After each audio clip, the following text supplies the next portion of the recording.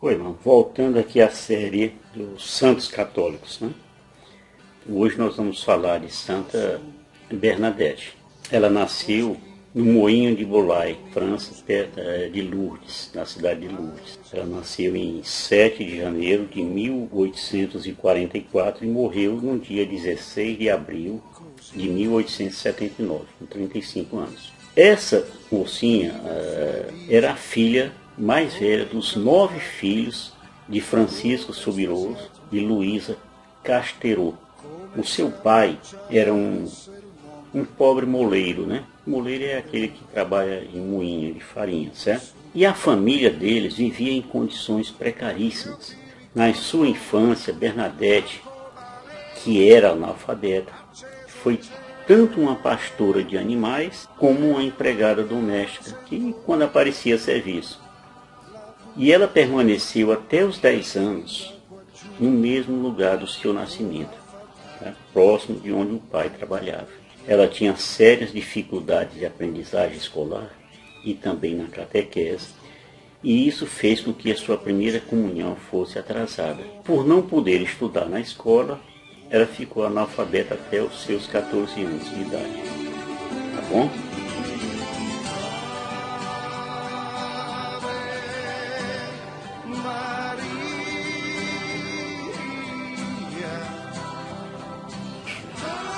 Pois bem, o seu nome de batismo era Marie Bernard Soubirous, Maria Bernarda Soubirons.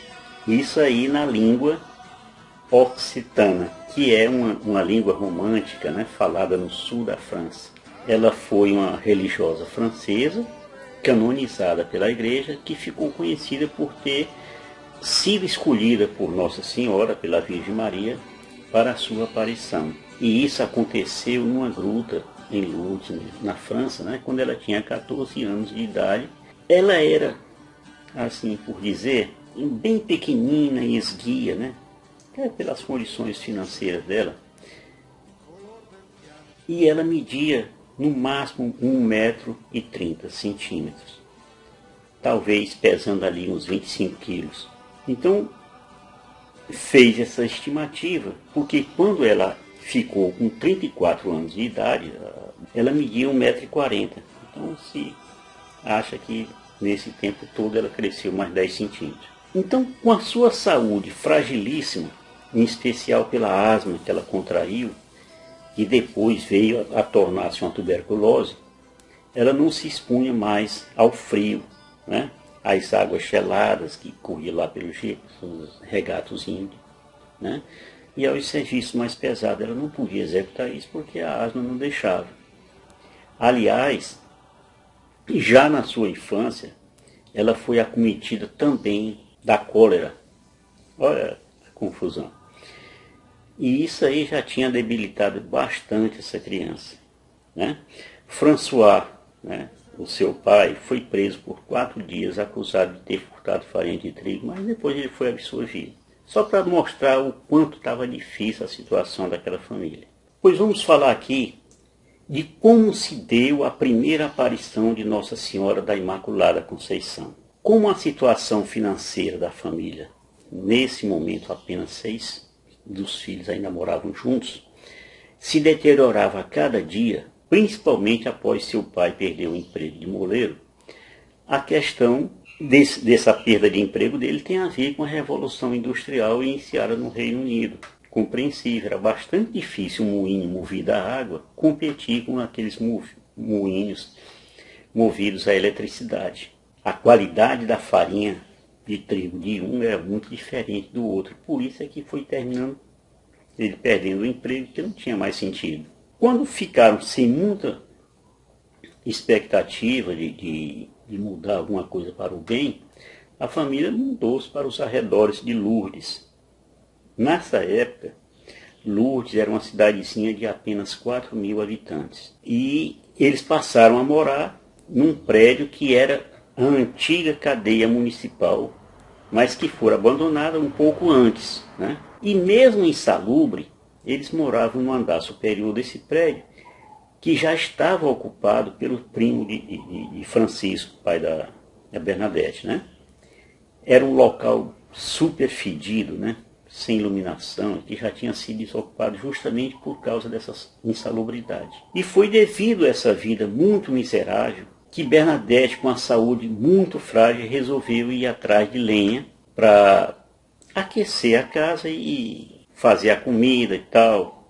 Então ela foi ao vale com duas jovens amigas para colher essa lenha. Mas num determinado momento se depararam com um filetezinho d'água, né, muito fria, que esse filete vinha justamente do rio Gave, ou Gavê.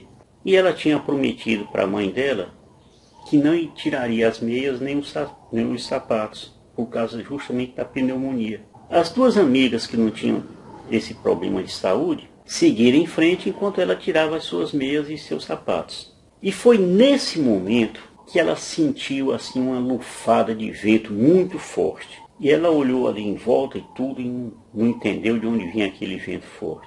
Logo em seguida teve outra lufada de vento muito forte novamente. E aí quando ela ficou e olhou em direção da gruta, né, que essa gruta, se você não sabe, era chamada de Massabielle, que Massabielle significa pedra velha ou rocha velha.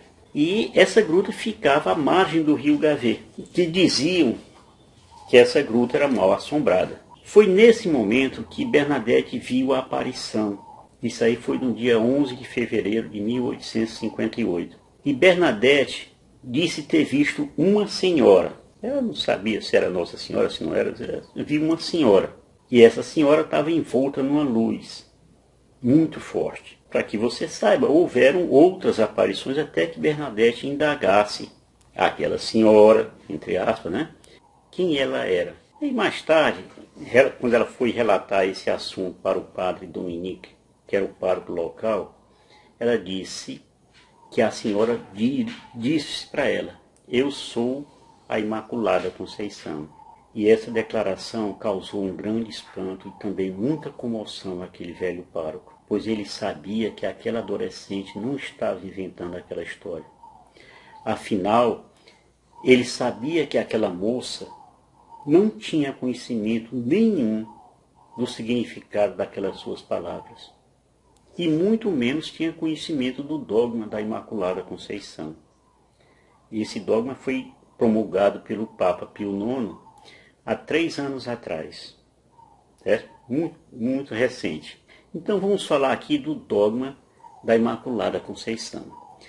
A gente lê no parágrafo 491 do Catecismo da Igreja Católica o seguinte: ao longo dos séculos, a Igreja tomou consciência de que Maria, acumulada de graça por Deus, foi redimida desde a Conceição. É isto que confessa o dogma da Imaculada Conceição, proclamado em 8 de dezembro de 1854 pelo Papa Pio IX, na bula Ineffabilis Deus. A Beatíssima Virgem Maria, no primeiro instante de sua concepção, por singular graça e privilégio de Deus Onipotente, em vista dos méritos de Jesus Cristo, Salvador do gênero humano, foi preservada imune de toda mancha do pecado original. E cabe lembrar que a própria Virgem Maria, quando apareceu a Santa Catarina Labouré, em 1830, ou seja, 28 anos antes, pediu que fosse cunhada uma medalha com a oração que eu acho que você vai lembrar disso. Ó Maria concebida sem pecado, rogai por nós que recorremos a vós. Então, voltando aqui ao caso. Enquanto esse assunto era submetido à hierarquia eclesiástica, que até aquele momento se comportava com uma cética prudência, né? Como é comum na igreja, curas cientificamente inexplicáveis aconteciam na gruta de Massabielle. Em 25 de fevereiro daquele ano, 14 dias após a primeira aparição, e na presença de uma pequena multidão, surgiu sob as mãos de Bernadette uma fonte que jorra até hoje 5.000 litros d'água diariamente. Não tinha essa fonte. Vamos falar aqui das polêmicas das aparições da Virgem Maria. Bernadette ela teve 18 visões da Virgem Maria no mesmo local entre os dias 11 de fevereiro a 16 de julho de 1858. Ela sempre defendeu a autenticidade dessas aparições com uma firmeza incomum, né, para um adolescente com temperamento humilde e obediente como ela tinha. E devemos também levar em conta o seu nível baixíssimo de instrução e a situação socioeconômica da sua família. Apesar de todas as pressões que ela sofreu, ela se manteve firme contra a opinião da sua família, do clero e das autoridades públicas. Não vacilou em nenhum momento. Tanto que, numa das aparições, as autoridades policiais exigiram que as pessoas voltassem para suas casas. E lembremos que Bernadette foi submetida pelas autoridades civis a métodos de interrogatórios, constrangimento e intimidações legais de todo tipo. Contudo, ela nunca deixou de afirmar com toda a convicção a veracidade das aparições, e isso aí se repetiu até o dia da sua morte, em 1879. E por causa dessas aparições, grandes peregrinações se deslocavam em direção àquela gruta, muitas vezes estimuladas pelos casos de curas milagrosas pelo uso daquela água da fonte de Nossa Senhora de Lourdes. As autoridades ali, aturdidas por tamanhas peregrinações e por não estarem preparados para receber aquelas pessoas, o comissário de polícia mesmo, Jacomet, solicitou ao prefeito de Lourdes, na época Alexis Lacadet, que proibisse a partir de 8 de junho de 1958 o acesso àquela gruta, que estava se tornando uma coisa incontrolável. No dia 2 de outubro de 1858 foi retirada a proibição do acesso à gruta. E foi assim que a cidade de Lourdes rapidamente tornou-se um dos mais importantes centros de peregrinações da cristandade. E isso acontece até hoje. Pois bem, e como é que ficou a vida pessoal de Bernadette depois disso? Bernadette, ela refugiou-se em Lourdes como pensionista indigente em 1860. Ela foi para o Hospital das Irmãs da Caridade de Nevers. E ela procurou fugir da curiosidade popular e aquele crescente assédio, né, já estava aborrecendo ela. Foi ali que, em 1861, ela foi instruída a escrever de próprio punho o primeiro relato das visões de Nossa Senhora. E somente no dia 18 de janeiro de 1862, quase 4 anos depois, o Monsenhor Bertrand Severo Laurence, bispo de Tarbes, reconheceu pública e oficialmente as aparições. Em julho de 1866, 8 anos depois, Bernadette iniciou o noviciado no convento de Saint-Gildard. E lá no dia 30 de outubro de 1867, ela fez a profissão de religiosa da Congregação das Irmãs da Caridade de Nevers. E lá nessa congregação ela serviu na enfermaria até que a doença que lhe causou a morte lhe imobilizou em 1878. De 1878 até 16 de abril de 1879, que foi quando Bernadette morreu, embora o seu funeral só tenha se dado no dia 19 de abril, 3 dias depois, né? Foi com a permissão das autoridades civis, o corpo ficou exposto para veneração pública até aquele sábado, foi um dia de sábado. Por fim, o corpo foi depositado numa urna funerária de chumbo e de carvalho, selada na presença de várias testemunhas, né, que assinaram lá um termo de registro dos eventos. Então, as irmãs do convento de São Gildard, com o apoio do bispo de Nevers, solicitaram a permissão para sepultar o corpo de Bernadette numa pequena capela no interior desse convento. Essa capela era dedicada a São José. Logo que eles tiveram a permissão, que se deu em 25 de abril de 1879, eles começaram a preparar o túmulo, né? E já no dia 30 de maio de 1879, com uma cerimônia bem simples, a urna de Bernadette foi finalmente posta na cripta da capela. Só no dia 20 de agosto de 1908, o Monsenhor Gauthier, bispo de Nevers, constituiu um tribunal eclesiástico para investigar o caso Bernadette sob rosto. Vamos falar agora do impacto das visões de Bernadette na cidade de Lourdes. Assim como vimos em Fátima, em 13 de maio de 1917, que se formou depois um centro de peregrinações. Em Lourdes também isso aconteceu. Lourdes é visitada anualmente por 6 milhões de fiéis. O mesmo que acontece em Fátima, também 6 milhões. Em 1983 e 2004, o Papa João Paulo II esteve em Lourdes também em peregrinação. Vamos falar aqui da canonização de Bernadette. Como é que se deu isso aí?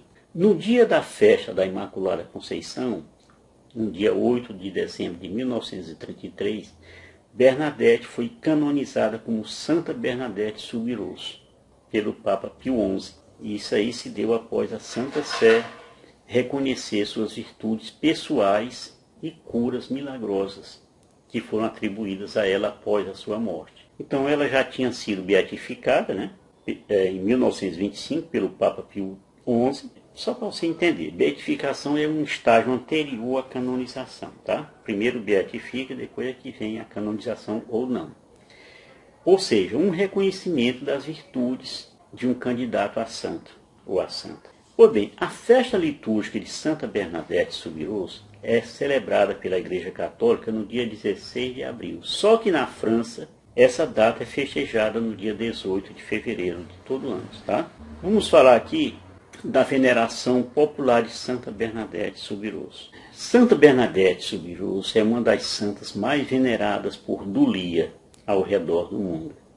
Então, eu falei aqui Dulia, vou explicar o que é que significa isso. Dulia é a veneração aos anjos e santos. Hiperdulia é a veneração a Nossa Senhora, ou seja, muito acima. E latria é a nossa adoração a Deus, tá? Então, dulia, hiperdulia e latria, tá? Latria só a Deus. Então, a verdade é que pelo fato dela ter o corpo incorrupto, ou seja, sem apodrecer, e é por isso que eles chamam também de santa dormente, né? Porque é como se ela tivesse adormecido ali, pronto. Esses os milagres ainda em vida, e também pelas crenças das suas visões, né, sobre a Virgem Maria de Lourdes. Tudo isso aí foram fatores decisivos para que a população de Nevers, onde ela morreu, e toda a Europa rapidamente a incorporasse como santa, até mesmo antes da sua morte, sabia? Então, pressionados pela grande massa popular que queria Bernadette canonizada,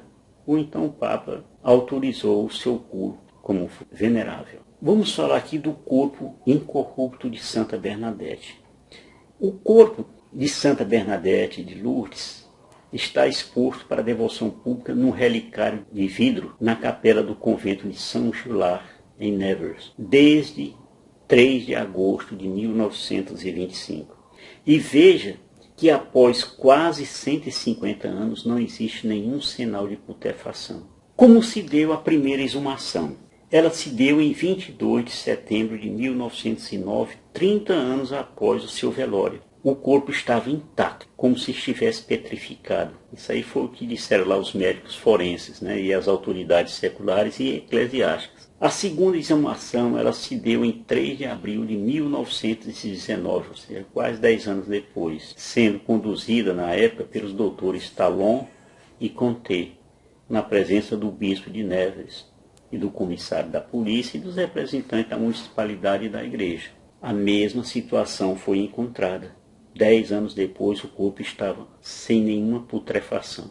A terceira exumação e beatificação ocorreu em 12 de junho de 1925. Para quê? Para a retirada das relíquias, logo após a beatificação de Bernadette. A canonização veio 8 anos mais tarde, né, em 1933. E sobre esta exumação, o Dr. Conté, ele escreveu o seguinte: eu queria abrir o lado esquerdo do tórax para retirar algumas costelas e então remover o coração, o qual eu tinha certeza de que estaria intacto. Como a Madre Superiora expressou o desejo de que o coração não fosse retirado, mudei de ideia de abrir o lado esquerdo do tórax e apenas retirei 2 costelas do lado direito. Eu pesquisei bastante sobre a Santa Bernadette e tentei ser o mais fiel possível às narrativas que li e ouvi, para que vocês possam também se emocionar como eu me emocionei com a história dessa santa.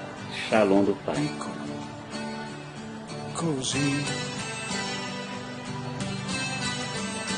vive felice come encantado